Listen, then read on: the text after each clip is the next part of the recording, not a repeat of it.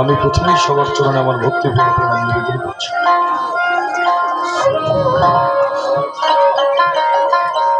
আজকে যে আমাদের আলোচনার বিষয়টা নির্ধারণ করেছেন, এক পাশে আছেন বলভদ্র ভট্টাচার্য মহাশয়, আর আমাকে বলেছে গৌর সংঘ। একটা মানুষের ভূমিকায় অভিনয় করতে পারে, তাও তার কিছুটা ভুল হয়ে যায়, স্বয়ং সম্পন্ন হয় না। আর আমার কাছে বলেন দেখি, একটা মানুষ হয়ে স্বয়ং প্রভুর ভূমিকায় অভিনয় করা সম্ভব নাকি? প্রদন্ন মিশ্র একদিন মহাপ্রভুর কাছে গিয়ে বললেন, প্রভু, যদি তোমার মুখ থেকে একটু কৃষ্ণ কথা শুনতে পেতাম, আমার জীবনটা সার্থক হয়ে যেত। গৌরাঙ্গ মহাপ্রভু ডেকে বললেন, আমি যে কৃষ্ণ কথা বলবো, কৃষ্ণ কথা বলার মতো যোগ্য দেহই এখন আমার হয় না। বৈষ্ণব হব ছিল মনে সাধ, তৃণাদপি শ্লোকেতেই পড়ে গেছি বাদ। আমার মুখে কৃষ্ণ কথা শুনে তোমার কোনো লাভ হবে না, কেননা আপনারা যারা চৈতন্য চরিতামৃত অধ্যয়ন করেছেন, চৈতন্য চরিতামৃতে লিখলেন, অবৈষ্ণবের মুখে কৃষ্ণ নাম শ্রবণ করা আর সাপের উচ্ছিষ্ট ভক্ষণ করা একই কথা। মহাপ্রভু বলছেন, আমি এখন বৈষ্ণব হতে পারি নাই, আর সেখানে আমি তো এখনো মানুষই হতে পারি নাই। কথাটা অসঙ্গত। গান করতে করতে মাঝে মাঝে একা একা বসে ভাবি, আমার অবস্থা, আমি সম্রাট, আমার অবস্থা একটা গরুর মতো।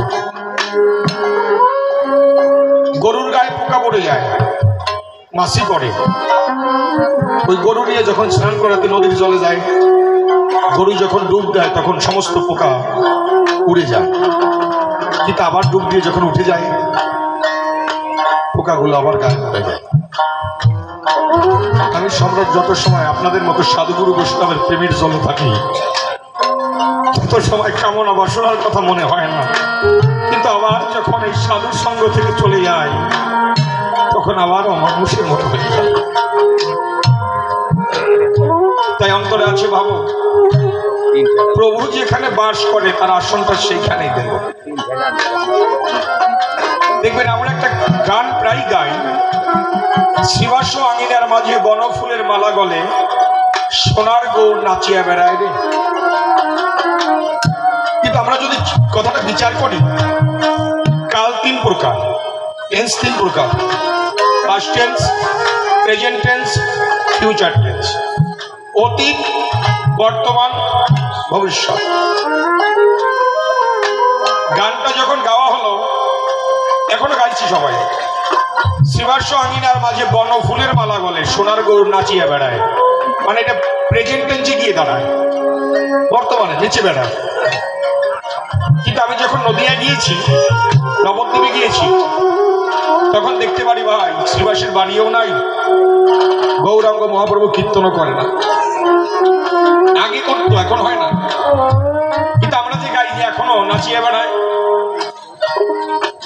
আমার গুরুর কাছে এসে ডেকে বললাম, গুরুদেব, এই গানটাকে আমরা ভুল গাই, যে শ্রীবাস আঙিনার মাঝে বনফুলের মালা গলে সোনার গৌর নাচিয়ে বেড়ায়। আগে বেড়াতো, এখন বেড়ায় না। গুরুদেব ডেকে বলল, না, এখনো বেড়ায়। শ্রীবাস, শ্রী শব্দের সুন্দর, প্রভু যেখানে বাস করে সেটা হচ্ছে ভক্তদের বৃন্দাবন। এখনো প্রকৃত ভক্ত হলে পরে আমার গৌরাঙ্গ মহাপ্রভু পঞ্চতত্ত্ব সঙ্গে করে এই ভক্তের বৃন্দাবনে হরি বল বলে এখন কীর্তন করে, যদি সোনার মানুষ হয় তবেই তো সে শুনতে পারে। তাই আমি প্রত্যেকটা ভক্তকে আমার গোবিন্দ মন্দির জ্ঞান করে আমি আমার আলোচনার দিকে যাই।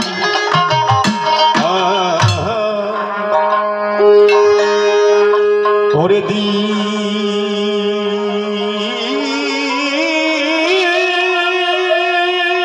গেল,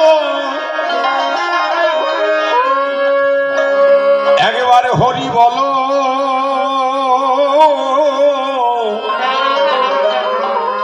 ও মোনা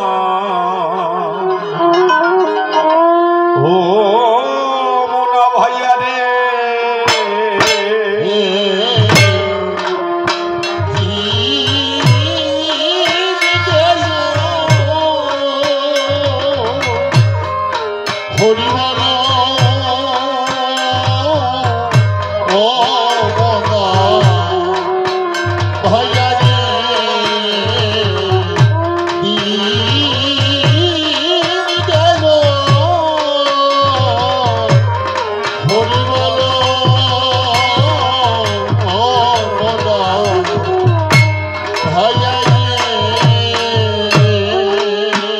ও দেখো ওই চারিদিকে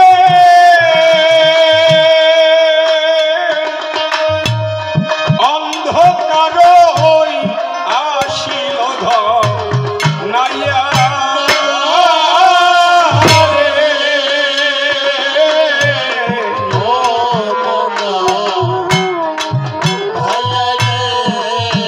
ও দেখো ওই চারিদিকে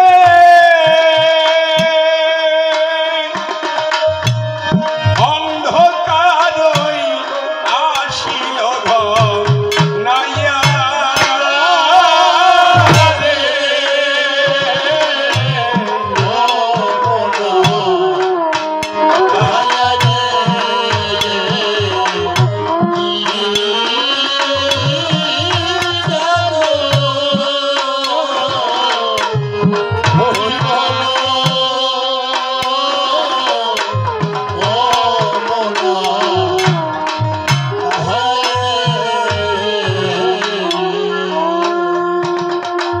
ওগো দিশেহারা পথিক তুমি এই অজানা পথে ওরে কবে কোন দিন উঠিয়াছ এই জীবন রথে ও রে দিশেহারা পথিক তুমি অজানা পথে ওরে কবে কোন দিন উঠিয়াছ জীবন রথে ও তুমি কোথা ছিলে আর কোথা হতে কোথা ছিলে কোথা হতে ওগো কোথা ছিলে কোথা হতে চলেছ পাইয়া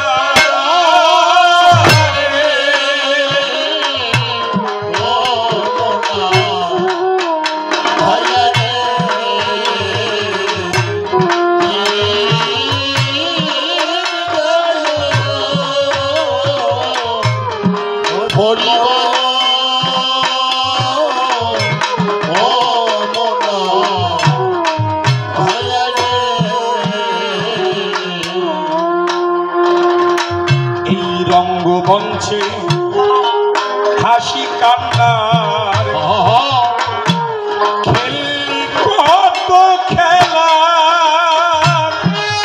ওরে শৈশব নিয়ে ফুরাইল যৌবন বেলা ও রে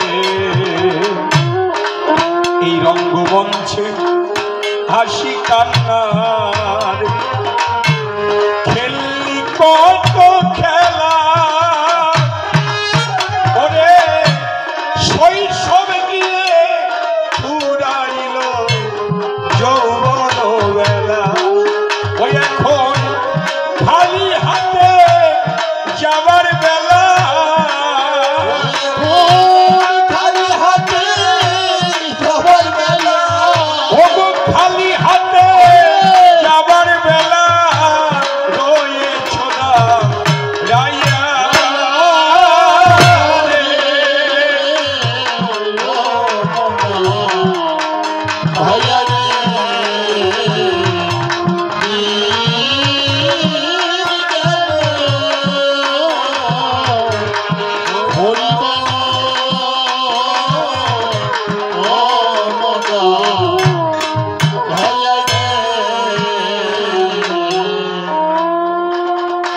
রঙ্গমঞ্চে হাসি কান্নার খেললি কত খেলা, শৈশবে গিয়ে ফুরাইল যৌবন বেলা, এখন খালি হাতে যাবার বেলা রয়েছ দাঁড়াইয়া। বলি আপনাদের কাছে বরাবরই আমরা যারা মায়াময় সংসারী, সংসার নিয়ে আমরা খেলা করি। আলোক উজ্জ্বল রঙ্গমঞ্চে অভিনয়টা যেমন, এই সংসারটাও ঠিক তেমন। কথাটা অসঙ্গত। আগেকার দিনে পুতুল নামে একটা খেলা হতো, পুতুল খেলা মনে আছে তো? মাটি দিয়ে দুটো পুতুল তৈরি করত, একটাকে ছেলে সাজাতো আবার একটাকে মেয়ে সাজাতো। এতেই থামতো না,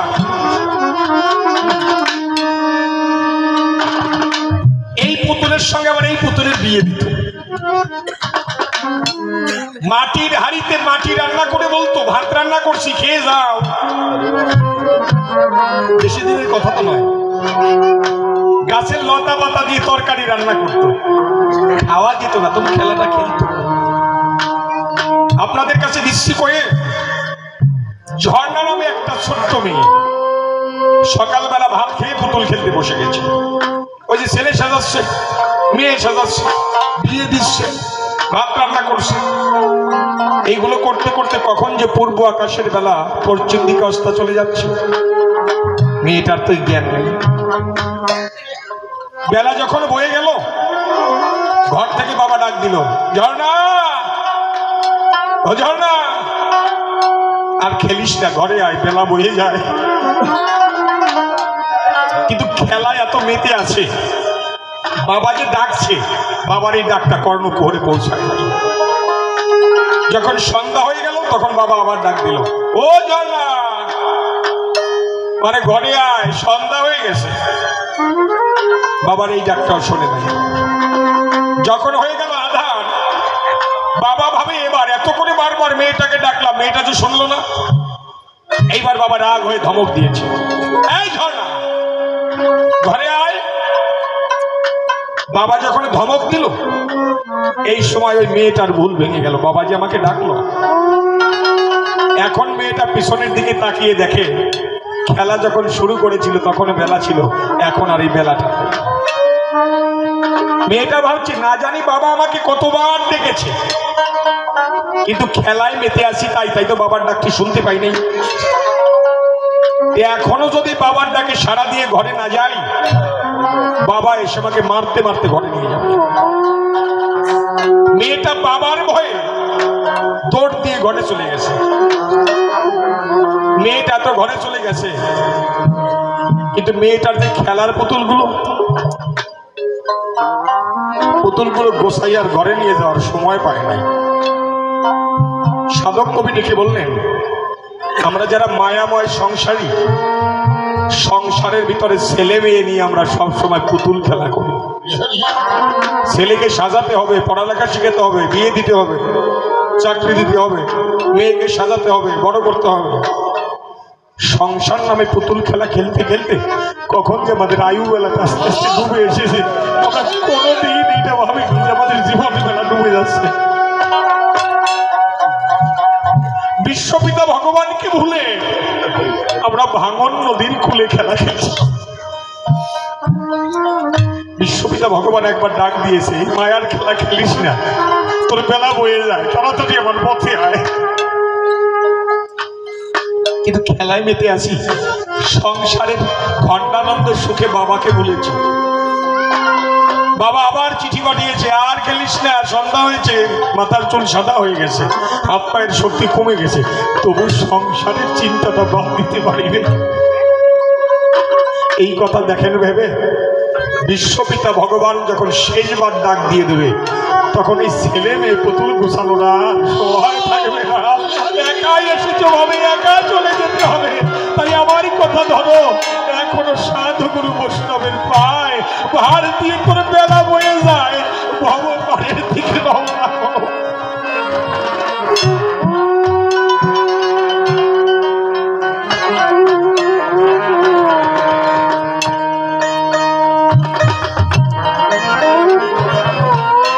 বলি আপনাদের পাশাপাশি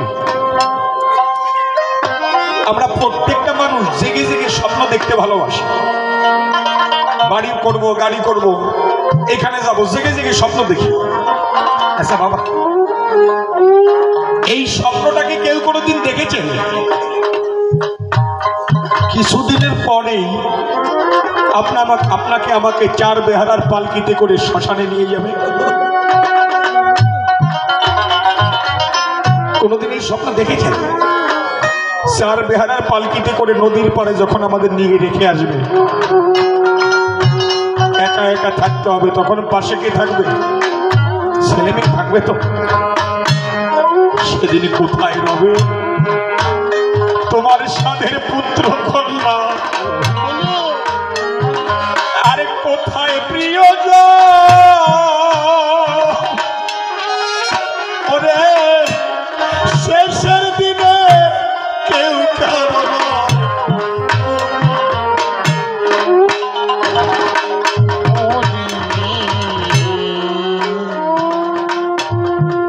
সেদিন কোথায় রবে তোমার এই পুত্র কন্যা? বলো আরে কোথায় প্রিয়জন?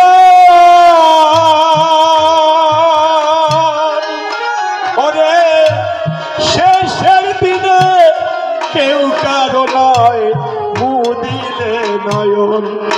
ও ভাবলি ভাবলি আপন আপন সাদের সর্বক্ষ, ভাবলি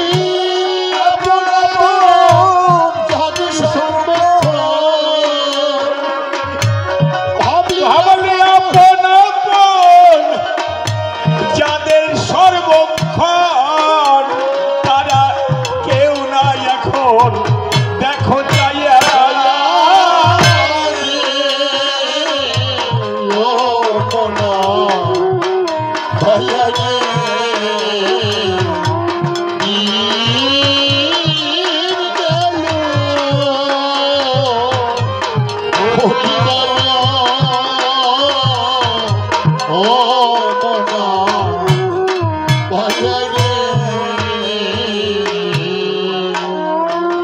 এদিন নিখিল বলে,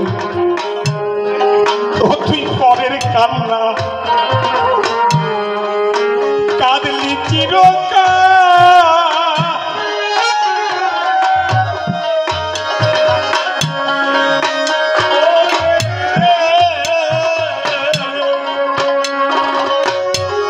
সারা জনম এই বৃথা কান্নার কি বা পেলি ফল? ওরে এদিন নিখিল বলে, এই পরের কান্না ও তুই কাঁদতি চিরকাল।